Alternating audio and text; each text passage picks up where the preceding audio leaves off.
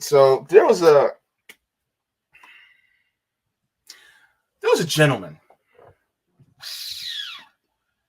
that decided to go on a hunger strike. And when we on the left hear that, we're like, oh, what was he fighting for? Wait for it. He was fighting against the eviction moratorium ending. He was a landlord that didn't want the eviction moratorium. So he went on a hunger strike to end the eviction moratorium. Yep. You heard? Hold up. You heard me right. I haven't did this in a while. You heard me right.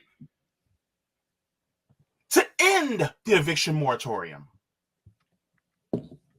He wasn't some tenant that was like, oh my God, I'm getting evicted out of my home and I don't know what's going to happen. So I'm going to stop eating so that, they can continue to extend so I don't lose the home that I've been living in. No. He did it because he wanted rent. Don't believe me? Wait for it, guys. Just wait for it. This is crazy. This is crazy. Oh my goodness. All right. So let me make. Oh, yeah. I already got it up. Okay. Should I do? I have the. Are you using your new microphone? Mm-hmm. JB got a new mic, you guys. Yeah. Do I sound different? Yep.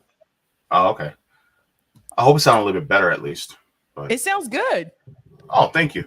It's not that expensive. It's kind of cheap, but it is something that improves the quality of the stream because I don't know. It just wasn't doing that well for me, and I wanted to.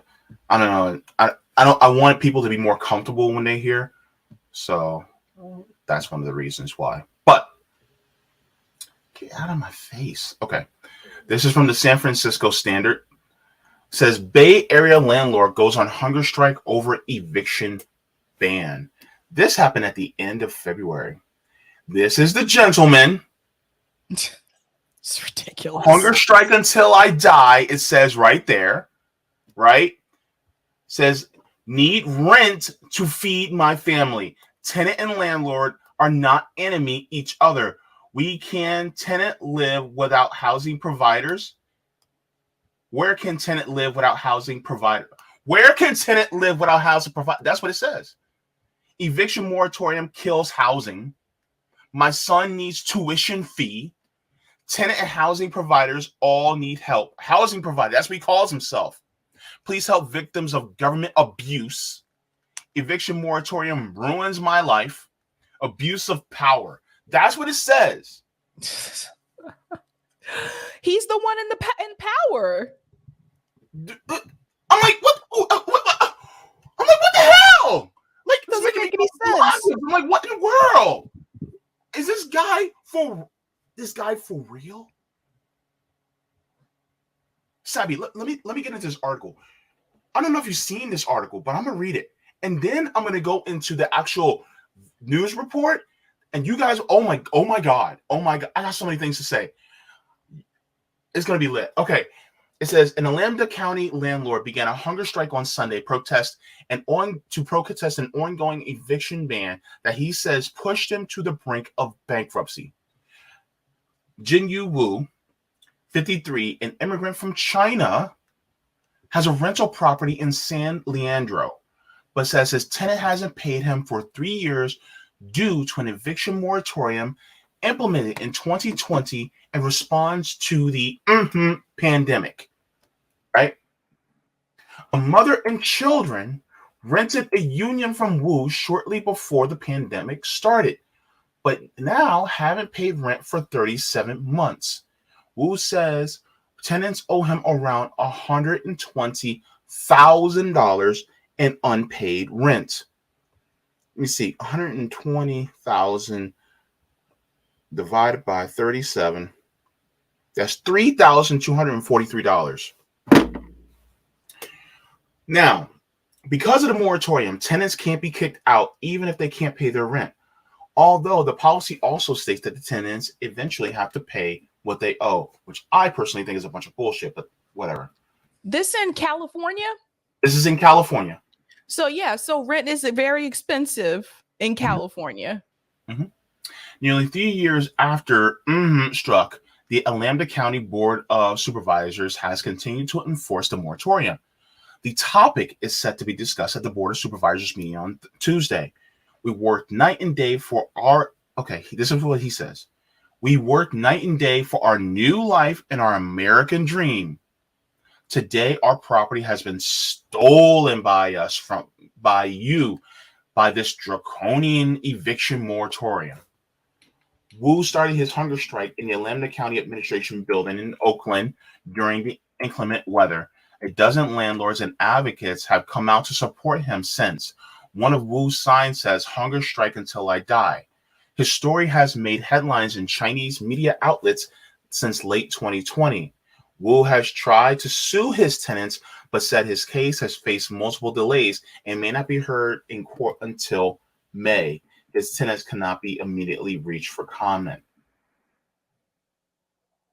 This sign says, "My tenant has not paid rent in 3 years. Struggling to pay bills. How do you expect us to survive?" Savvy, how do you expect them to survive? I mean, it's really interesting to me because he's pretending like his tenants don't have the same issue. In reference to like the comment he made about the American dream. They were trying to achieve the American dream too, right? So why do they have to pay like $3,000 a month for rent? That's the first question. And then number two, what happened to remember when the government issued the PPE loans to businesses, like the small businesses and things like that? So that money, in some states handled it well and some states did not. Some of the small businesses didn't even get the money, just FYI, depending on what state you live in. But why wasn't any of that money implemented towards like the landlords? Why weren't they given anything from the government? Do you see what I'm saying? Like, why didn't they give them, especially if that's your only job? I'll do you even one better, Sabs. Why didn't we have a mortgage moratorium? Because the banks own those. That money goes to the banks, straight to the bank.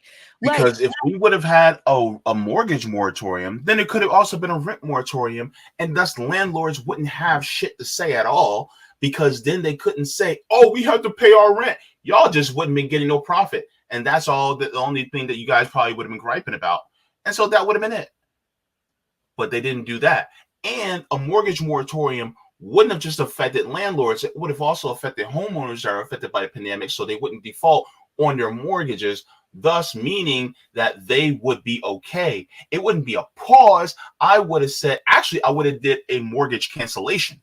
To be honest with you, not a moratorium, a cancellation, because a mortgage cancellation would have been like, okay, for this period of time, you guys are rent or mortgage free for, let's say, 6 months, right? You don't have to pay your mortgage and you don't have to pay it back at all on the back end. Just don't pay your mortgage. And they could have said like, okay, yeah. And also whatever taxes that we charge to the banks, we won't charge any taxes to the banks. They could have said something like that. And then the banks could have been like, all right, cool. We won't have to pay you guys. And then we won't have to charge. We could have did something like that. And then government could have said, okay, all right, rent cancellation across the board for 6 months. Nobody pays rent. And then, of course, what they also could have did was then send everybody money per month in order to shore up so that people, can actually, not have to pay because of this pandemic. They could have done a lot of different things, right? There's something else too that I think, he's leaving out here that people may not be aware of. During the height of the pandemic, this is in the Bay Area, right? I think this is in the Bay Area. So during the height of the pandemic, some of these companies like Google and Facebook, they actually made the decision to allow some of their employees, well, actually all their employees, to work from home indefinitely. And when that happened, there were people that moved. They left California and they moved to places that were more affordable to live, because in a way it kind of makes sense. Like, if you can work from home indefinitely, do you really need to live in San Francisco and Oakland in that Bay Area? Probably not. You can go live somewhere else. So some of them moved to places like Texas. Some of them moved to places like Nashville, Tennessee, where the cost of living is cheaper.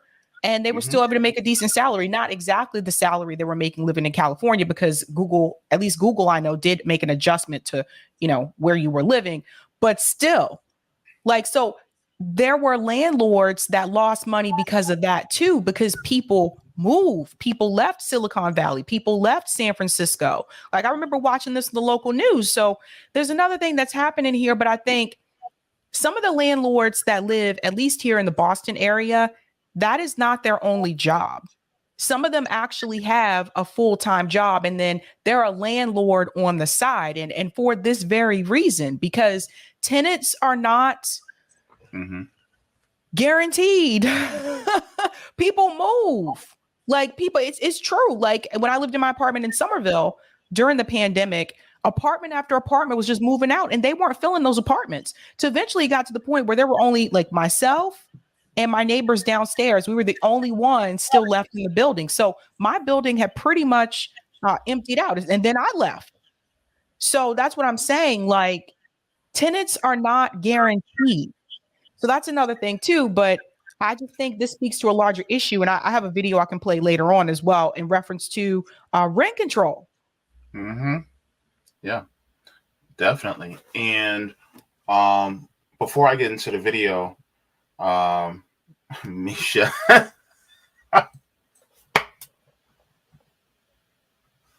this is my homie Misha. Misha says so dramatic. Oh my gosh, good to see you, man. Good to see you.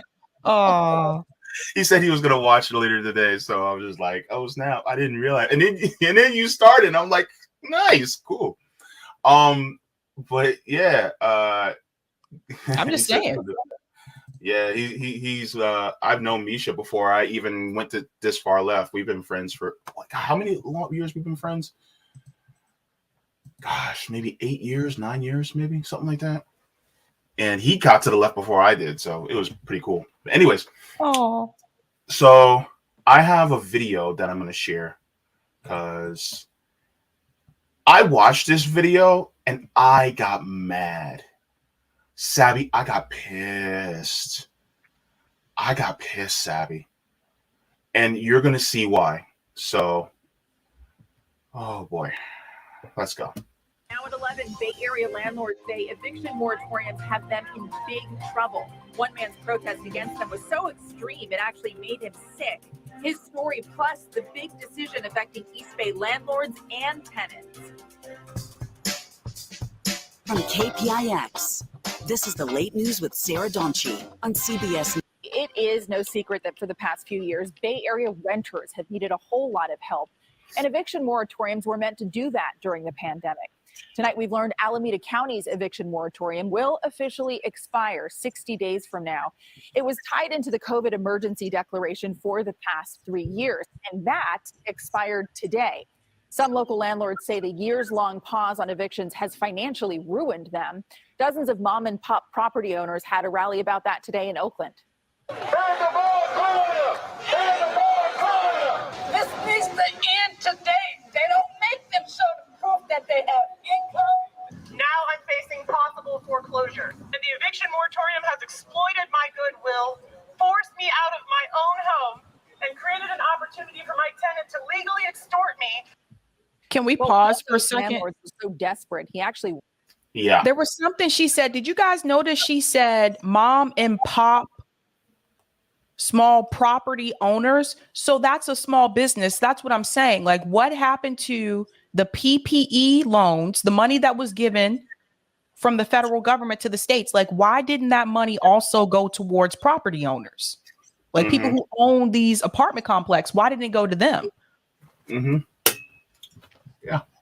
I mean, And the thing is, like there are maybe some extenuating circumstances, like some people who may have gained property, who may have inherited it from, family, and they may be, very old and they can't work or something like that. I've heard stories like that, but I'm going to play the rest just so that we can, because I'm going to sound kind of heartless because even the mom and pop ones, never mind. Let me go. Went on a hunger strike, and he was so weak afterward, he ended up in a wheelchair. Our Betty, you talked to him about his experience the past few years and tells us why he says he should not be looked at as the enemy. A landlord who ended his hunger strike Tuesday is calling the Alameda County Board of Supervisors' decision to let the eviction moratorium expire a big victory.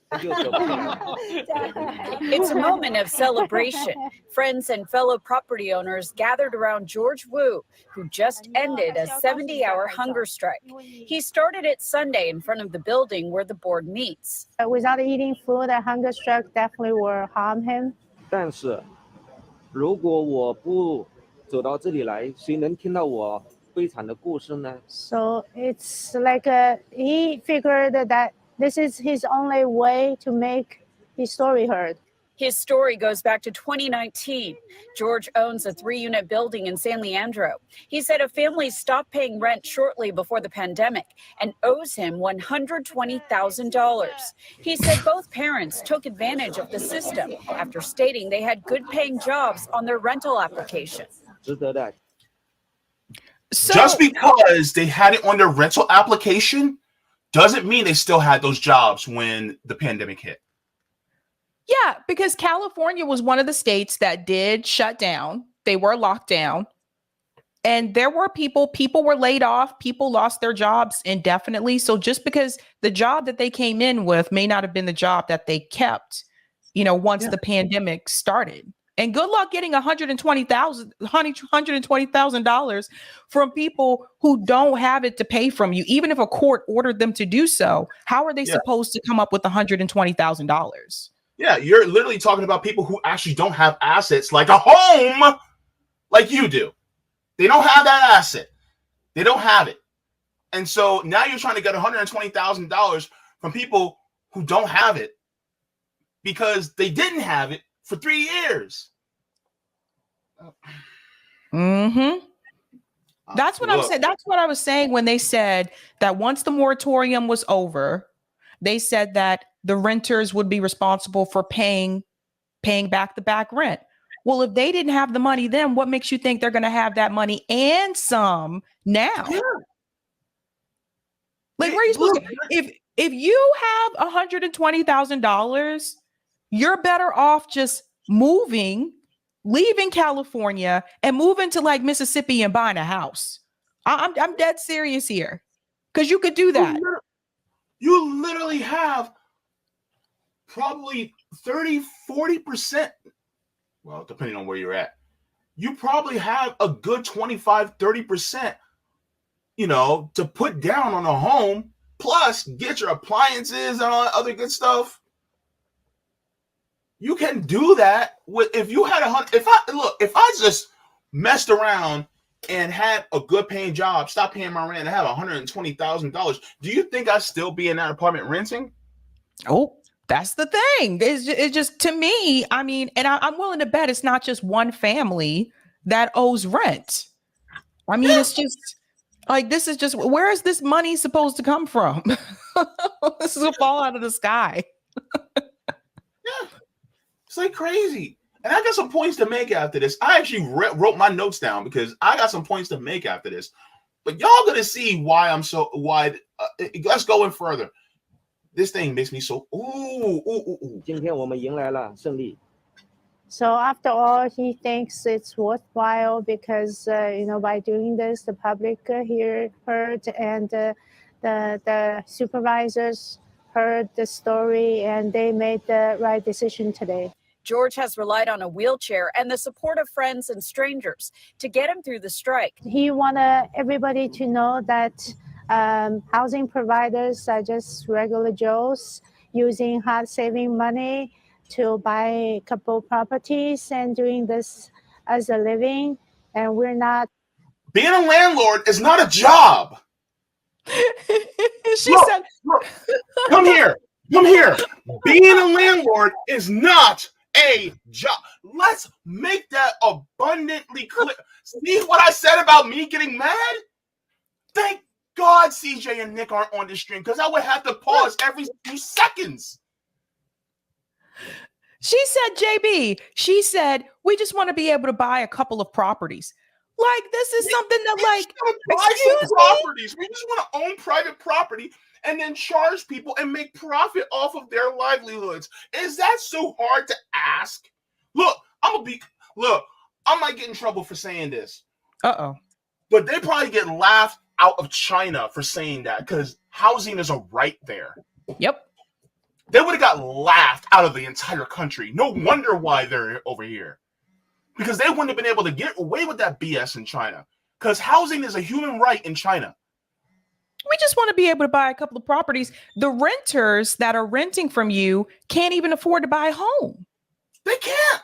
And you want to buy a couple of properties. Oh, just a couple of properties that we can charge people rent and make money off of. Properties, not even just we want to be able to buy a house. We want to be able to buy a couple of properties. Look, that's all we want, bro. I'm gonna look in the next few seconds. There's some things they're gonna say. I'm gonna start clowning on this dude. I'm gonna start clowning on him, because that's how I honestly feel. And I'm sorry, but the thing is that you have 500,000 people in this country that are sleeping out on the streets. Not to mention houseless people that are sleeping out on people's living rooms, or people sleeping in motels because they can't afford it. And you mean to tell me you want me to feel sorry for you because you can't buy a couple extra properties? I'm a clown on you. Let's go. I'm sorry. And the thing is, some people may look at me and be like, oh, JB, that's heartless. I'm like, nobody told him to go on a hunger strike, and nobody told him to buy extra properties. Cold hard people, and we also have sympathies to our tenants. But the policymakers should not just making laws that's purely one-sided. Jennifer. Oh, but here's the thing. It is one-sided, but it's sided towards you. It's not sided towards us. It's never been sided towards us. And the one little itty-bitty time that it may be slightly tilted in our direction, you guys flip the fuck out over it. And it's like, what? Are you kidding me right now? You go on a hunger strike for just 37 months of unpaid rent, that a property that you decided to buy, and you're a middleman, and it's not even your own home? Like I said, being a landlord is not a job. Good God. Liu is president of the Business and Housing Network, or BAN, and a property owner herself. It's not fair. The government have been charging us the property tax. I'm not aware of any of the county who waive the homeowners, the property taxes. George said his case was deferred 18 times because of the moratorium. He's borrowed money from relatives and picks up labor jobs to get by.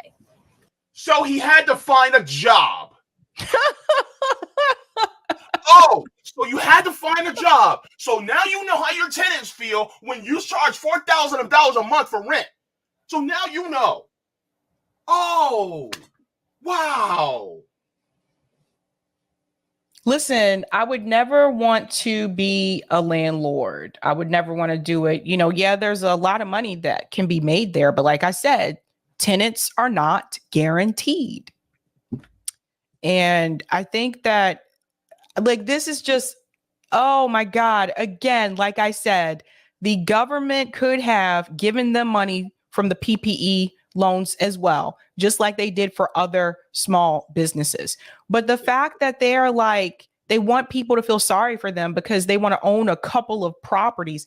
Like, give me a break. You live in a state that has the largest homeless rate in the country, in San Francisco, in that Bay Area, and in Los Angeles County as well. You live in a state where the homeless population has continued to increase to the point where people can't walk down streets without seeing tents of homeless people. And you want to get on national news and you want to whine and complain because you want to own a couple of properties.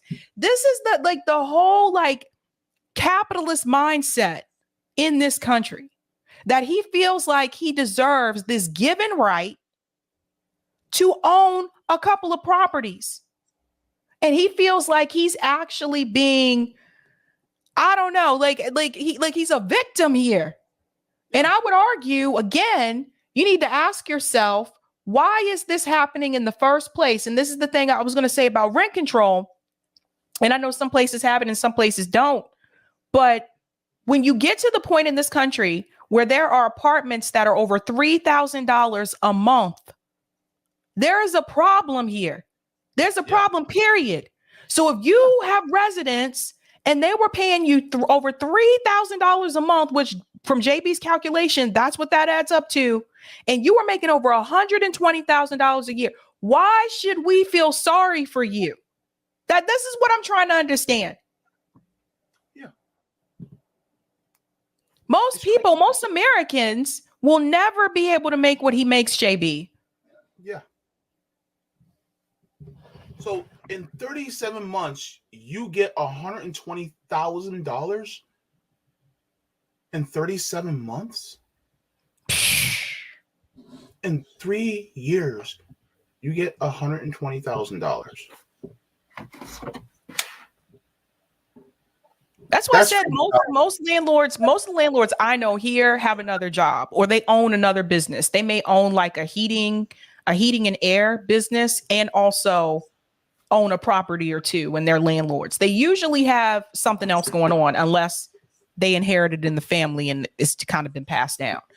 But other than that, it's like that's $40,000 a year just from one family that he's making all money off of. Yep. That's $40,000 a year. 37 months is 2-3 years in 1 month.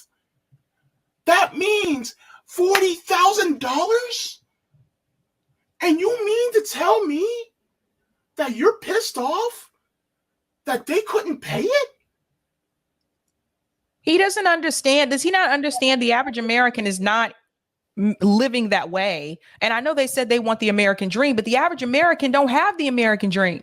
No. The shakeup just said, I got a master's degree and I don't make as much as that dude. And there's people in that situation. You have teachers who make less. You have teachers who make less than $40,000 a year. Yeah. Like, it's crazy. I'm going to finish this thing up. Oh, God. Even though he did this just by himself, but he's not feeling alone. So that was the Alameda County decision. The Berkeley City Council did the opposite. They actually voted tonight to extend their own eviction moratorium till August 31st. That's according to a report in Berkeley side.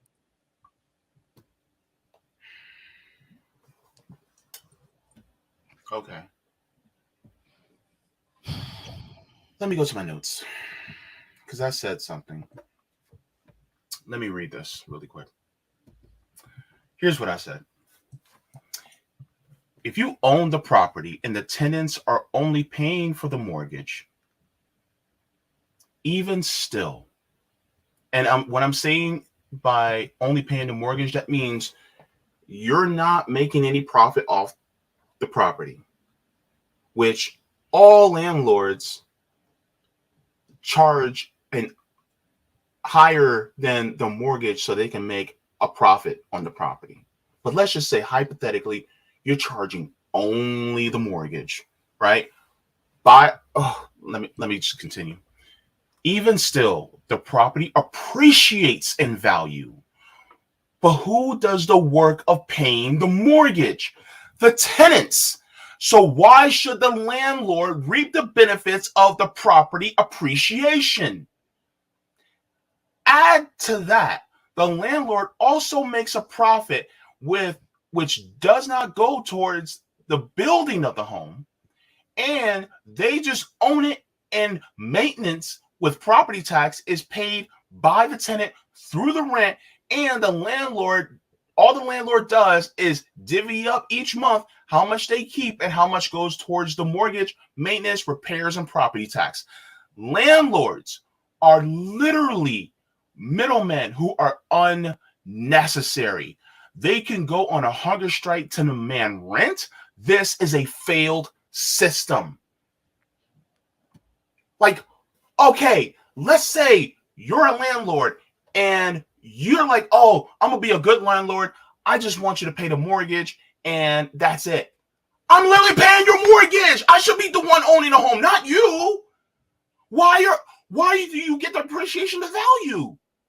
Why do you get to say that you own it and then make the money from the appreciation when you decide to sell it, and then I'm left out on the street? That's crazy. So when I go, oh well, it sucks to you, be you. You should have just stuck to just owning your own home. That's it. Well, why isn't that option available to most renters? I know there's opportunities for people to do rent to own, but those can be kind of scams sometimes. I had a friend of mine that did that and it did not go well. It was more so of a scam. But why is it like after you have rented, especially if you stayed in the same unit, if you've rented a unit for, let's say, X number amount of years, why aren't you given the opportunity to then own that unit?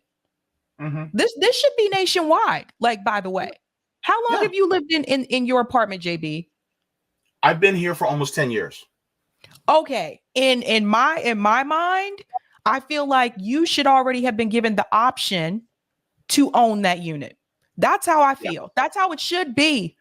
And then more people would have the opportunity for home ownership. You've been renting for 10 years. Sabby, I did the math of how much I've been paying rent over that 10-year period. It was over $130,000 I've already contributed in rent to this apartment. See? And I don't own it. I don't own it. This is a big part of the problem. See, $130,000, like, and here's the thing. Yes, there are places in the United States where you can buy a single family home for that amount of money.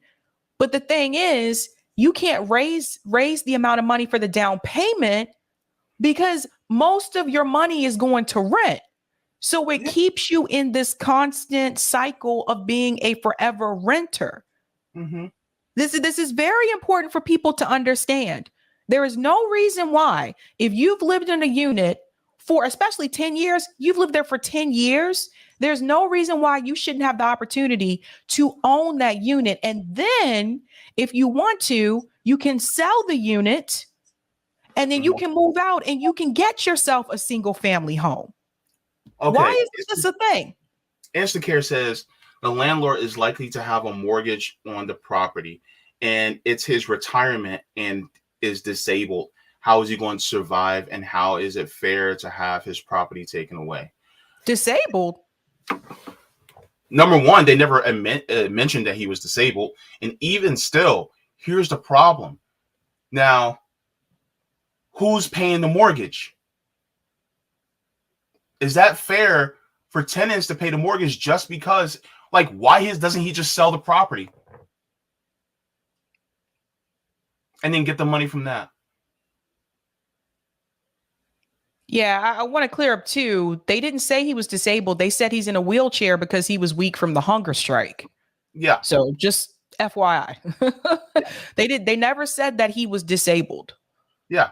And we're not talking about taking his home away. He has his own home that he lives in.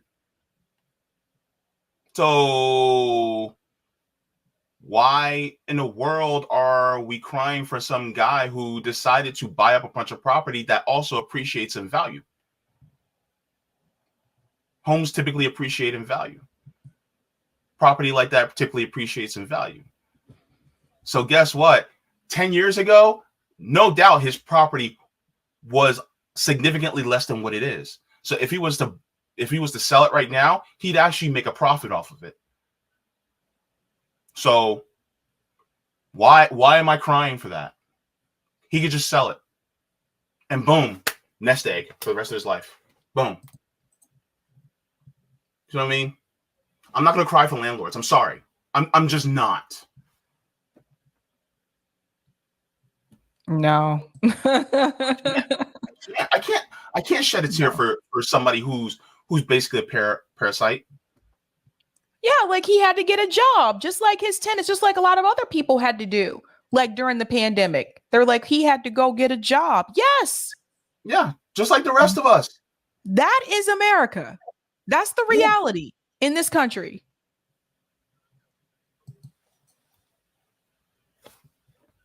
Ogre says, hang on, says let me see, in Alameda County, landlords have to pay for the tenants to move. Good. You know how much it costs to move? They're the ones that have the investments in all the properties and making all that money, not us. You're renters. I'm sorry, but I just, again, this, to me, it just goes back to a predatory system where a lot of these states do, or these cities do not have rent control anymore, or anything like rent control, or they don't have any type of rent stability. And when you don't have either one of those, the landlords can increase the rent as much as they want, which is why a lot of times people end up being forever movers, because we had this issue here in Boston as well. Like, you'll move into an apartment, the landlord will increase the rent, and your raise is not going up at the same pace for you to pay for to be able to deal with the rent increase. So then what happens is people end up moving out of that apartment. Let me go find another one in a cheaper neighborhood. Like, this is a constant thing that happens here. I'm sure it happens in other cities too. I've seen it happen in New York. But I think the thing is that there's no accountability for a lot of these landlords in these cities in reference to the increase of rent. And then the minimum wage in this country is still $7.25 an hour. Yeah. So there's no, that's why when people say to me, like, the American dream, I'm like, what American dream? What dream? Yeah, what dream? I can play go ahead. Ben says, for property value to appreciate, the percentage of our people that can afford to own property must go down. It's exploitative and doomed to crash. And then you know what happens to those properties when they crash? Mm-hmm.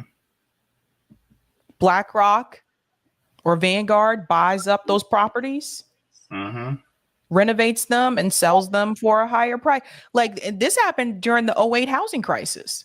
Mm-hmm. Well, they're not even selling them. They're renting them out. Yeah. There you go. And especially in an area in like the Bay Area, you know, Shahid Buttar has talked about this multiple times, that he said there are plenty of homes. There are plenty of vacant homes for people to live in. Mm-hmm. I have the rent control video. Can I play this really quick? Yeah, let me just address this. It says, you think people deserve to live in other people's properties because capitalism is bad. No, I honestly think that we shouldn't have private property. I believe in personal property, but not private property. Because then that means that you own the means of production, and then other people have to maintain it, and people, you know, you can just dictate to other people what they can and can't do, even though they're the ones who are either making the property appreciate or they're living in it. I mean, housing is a human right. Do you believe that housing is a right or not? That's the question. And the thing is that apparently it seems like that you don't believe that housing is a human right. So therefore, you know, that's your ideal. So, well, I guess this is the correct country for you, and this system is the correct system for you. But fortunately for us, we don't want this system, and it's growing by the day that people actually want to change the system.